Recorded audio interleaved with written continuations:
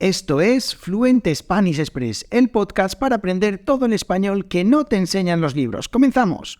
Muy buenos días, bienvenidos, bienvenidas a Fluent Spanish Express Podcast, todos los días de lunes a viernes, contenidos con consejos, con recursos y recomendaciones, como siempre digo, para llevar vuestro español al siguiente nivel. Hoy es lunes 3 de abril de 2023, episodio número 358 de Fluent Spanish Express Podcast, primer episodio del mes de abril, y dicen que en el mes de abril aguas mil, ya veremos a ver si llueve tanto, y en el episodio de hoy pues respondo preguntas como cada lunes, preguntas que podéis enviarme a través de la página web www.fluentespanish.express/contactar, y ahí pues, además de en las redes sociales, pues respondo a todas las preguntas que me enviéis aquí en el podcast cada lunes, así que si se van juntando muchas preguntas, pues al final haré una semana entera de respuestas, de preguntas y respuestas. Así que ya sabéis, si tenéis dudas de lo que queráis, de gramática, de vocabulario, de expresiones, de cultura, de lo que os dé la gana, pues yo con gusto aquí en el podcast las respondo.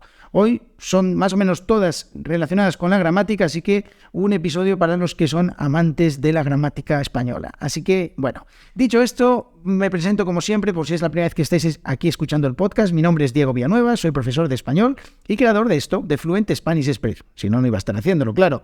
Bueno, pues en www.fluentespanish.express tenéis acceso a todos los episodios de este podcast, con todas las transcripciones totalmente gratuitas, es decir, sin necesidad de registraros. Simplemente buscáis el episodio, ahí tenéis el audio, tenéis el texto y podéis comprobar si entendéis todo lo que digo. Ya veis que hablo bastante rápido, es un reto, lo sé, pero así hablamos los nativos, así que lo que intento es que estéis en una situación que se aproxime bastante a lo más real posible. Así que tenéis esta ayuda extra que son las transcripciones. Además, otra herramienta súper útil es la newsletter que también envío de lunes a viernes, que es totalmente gratuita. Simplemente me dejáis vuestro email y yo de lunes a viernes, como digo, os envío un montón de cosas, de recursos, de ideas, de textos, de historias, que os van a ayudar a conocer un poquito más cómo vivimos los españoles, cómo pensamos los españoles, cómo somos los españoles.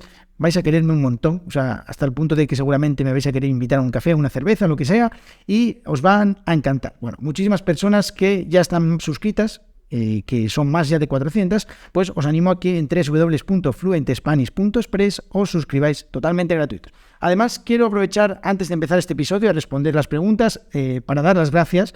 En primer lugar, a Coloboy, que es un oyente del podcast, pues que me ha dejado una reseña en Apple Podcast. Muchísimas gracias por tu mensaje, tu bonito mensaje. Todo este tipo de cosas me ayudan un montón, me dan un montón de ánimos a continuar con el podcast todos los días. Así que, pues muchísimas gracias en este caso a ti y a todas las personas que todos los días pues me dejáis 5 estrellitas en Spotify, en Apple Podcast y en vuestro podcast favorito. Además, también quiero aprovechar para dar la bienvenida a un montón de suscriptores y suscriptoras de la newsletter que pues se han dado de alta en los últimos días. Por ejemplo, Desiree, Bob, Ania, y que me perdonen si digo mal los nombres, Víctor, Gary, Michael, Natalia, Clifton, Gigi, Ives.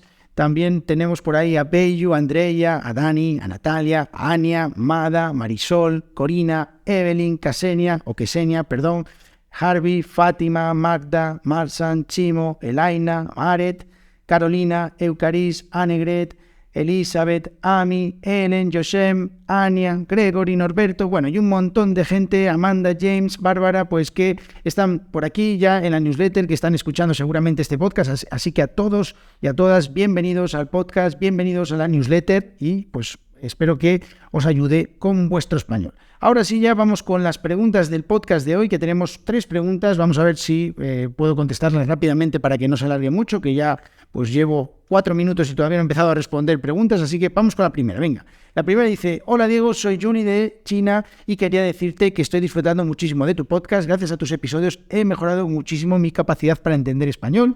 Quería preguntarte, ¿podrías darme algunos consejos para mejorar más mi gramática? Muchísimas gracias por todo lo que haces. Bueno, muchas gracias Yuri por tu mensaje. Me alegra muchísimo que estés disfrutando del podcast y que te ayude con tu español. Y bueno, respecto a tu pregunta de cómo mejorar tu gramática. Bueno, ya en el podcast, pues en algunos episodios he hablado sobre ello.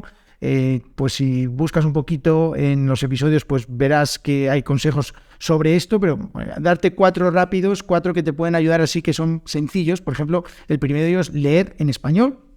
Sin duda, te va a ayudar un montón a entender la gramática en contexto, a familiarizarte con las estructuras de las frases, puedes leer de todo, puedes leer libros, puedes leer artículos de noticias, puedes leer la newsletter en www.fluentespanish.es. Allí en la newsletter pues también vas a aprender un montón, o también incluso, ¿por qué no?, en las redes sociales. Pues en las redes sociales también los mensajes de los propios nativos pues te pueden ayudar a entender un poquito más la gramática, cómo la utilizamos en contexto.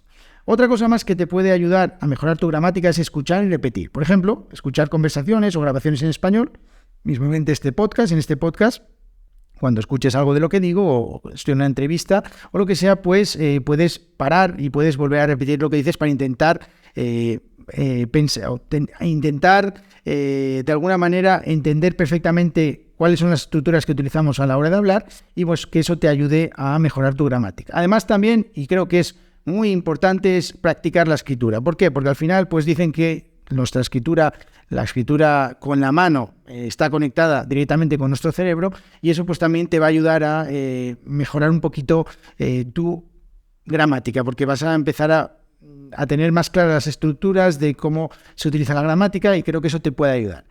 Yo además también te recomiendo, y esto creo que he hablado de ello en el podcast, la inteligencia artificial. La inteligencia artificial me parece una herramienta brutal para la mejora de los idiomas. O sea, me parece que es ofrece unas posibilidades que son increíbles. O sea, te recomiendo que busques alguna herramienta tipo ChatGPT que te ayude a escribir, a recibir respuestas, a preguntar cosas. O sea, la verdad es que es una auténtica maravilla, y desde aquí animo a todos los estudiantes, os animo a todos a que utilicéis o intentéis utilizar la inteligencia artificial para practicar vuestro español. O sea, no sé, si lo veis todo como un poco demasiado grande como para entenderlo, os animo a que os simplemente metáis un poquito la patita en todo este mundo de la inteligencia artificial e intentéis solo aprender lo que necesitáis para lo suficiente como para ponerlo en práctica con vuestro aprendizaje de idiomas. O sea, es una herramienta brutal.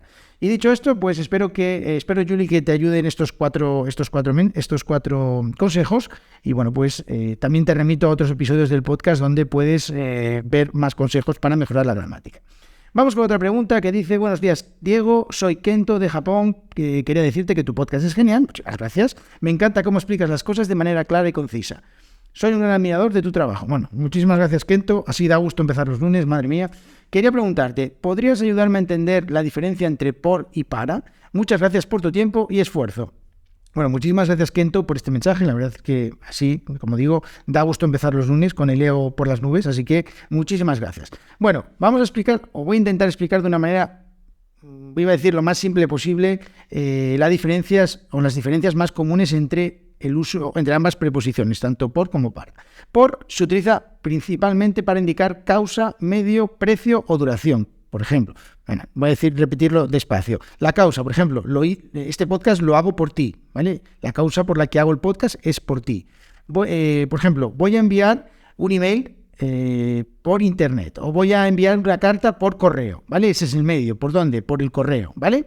Compré una camisa por 20 euros, por ejemplo, el precio por 20 euros. O estudio español por 3 horas al día, una duración por 3 horas al día. ¿Para qué se utiliza para? La redundancia. Bueno, pues se utiliza para indicar propósito, destinatario o un tiempo de límite de algo. Por ejemplo, compré este regalo para ti, tú eres el destinatario. Estudio español para mejorar mi trabajo. El propósito de estudiar español es mejorar mi trabajo. Y tengo que terminar este proyecto para mañana. El tiempo límite es mañana. Vale, a menudo, y esto suele ocurrirme muy a menudo, bastante con mis estudiantes, es que se confunde en muchas ocasiones la causa y el propósito. ¿Por qué? Porque a veces la diferencia es es una delgada línea, a veces incluso parece que se superponen pues estos dos conceptos. Sin embargo, pues la causa se refiere a la razón o a la motivación que hay detrás de algo que sucedió, que va a suceder. Por ejemplo, es la explicación, o para que nos entendamos, la justificación de por qué se hizo algo, por qué se va a hacer algo. Por ejemplo, cuando digo que este podcast lo hago por ti, pues es la razón por la que hago esto, para beneficiarte a ti, para ayudarte a ti con tu español.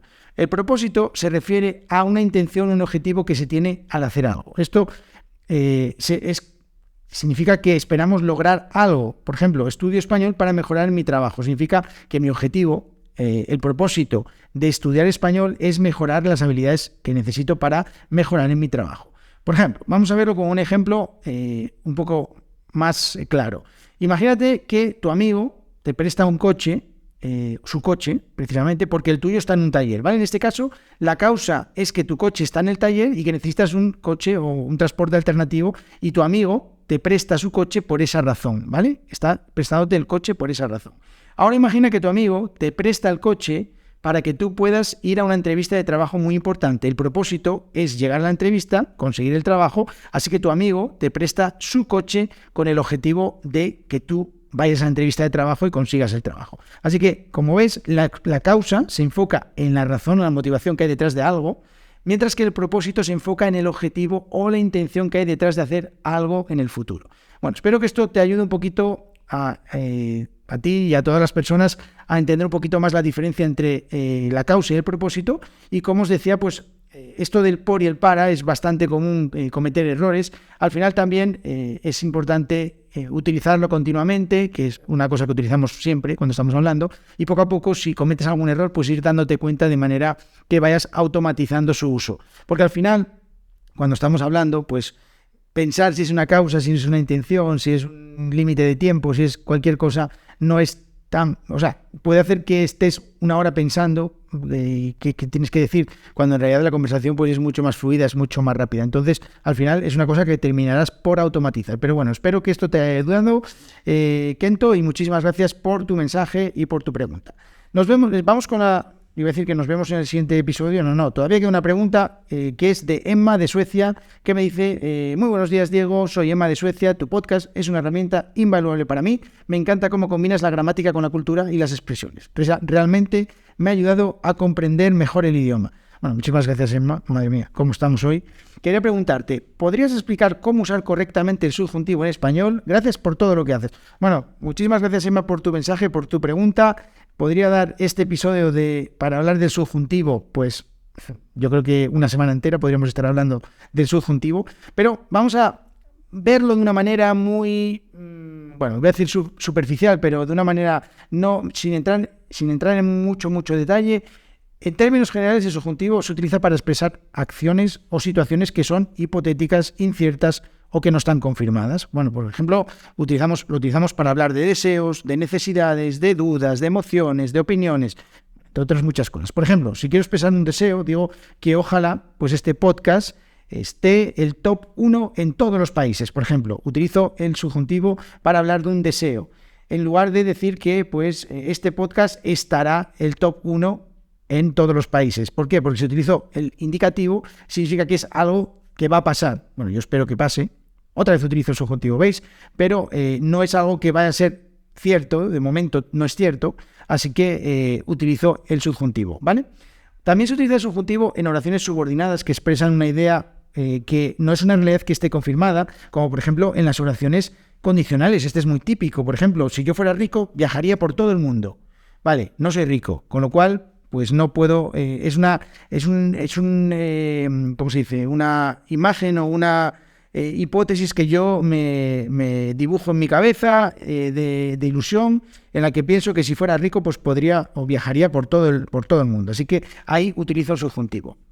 También a la hora de utilizar el subjuntivo correctamente, pues tenemos que tener en cuenta cómo se conjugan, porque esto también es una cosa que los verbos irregulares cambian las raíces y las terminaciones, y al final tenemos que aprender estas conjugaciones, pues esto ya un poco más, o bien por el uso y costumbre, es decir, utilizarlo muchas veces, o porque lo aprendemos como se aprendía antiguamente todas las conjugaciones.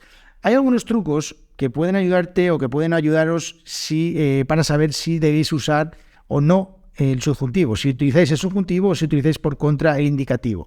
Por ejemplo, cuando hablamos de expresiones impersonales, cuando hacemos una expresión impersonal, es decir, cuando empieza con algo así como es importante que, es mejor que, es probable que, por ejemplo, es necesario que estudies para el examen, por ejemplo, es probable que llueva hoy, es importante que hagas ejercicio cada día. Todas estas expresiones impersonales que empiezan de esta manera, con esta estructura, es importante que, es mejor que, es probable que, es necesario que, todas estas cosas utilizamos subjuntivo. Otra más, con las emociones. Por ejemplo, si expresamos una emoción cualquiera, alegría, miedo, tristeza, sorpresa, preocupación, bueno, la que sea, pues es bastante probable que utilicemos el subjuntivo. Por ejemplo, me alegra que hayas podido venir a la fiesta, o siento que no hayas podido ir al concierto, o siento que no hayas podido venir a la fiesta, ¿vale? O es triste que no podemos vernos más a menudo. Pues en todas estas emociones que expreso, pues utilizo el subjuntivo.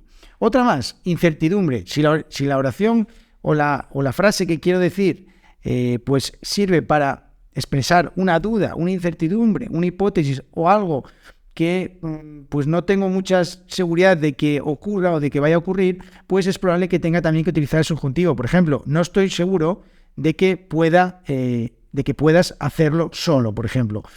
Tengo dudas de que yo aprenda chino, por ejemplo. Ahí también expreso una duda. Otra más, órdenes y mandatos suaves. Bueno, cuando queremos pedir algo, pero así un poquito, como se suele decir, por lo bajini, ¿no?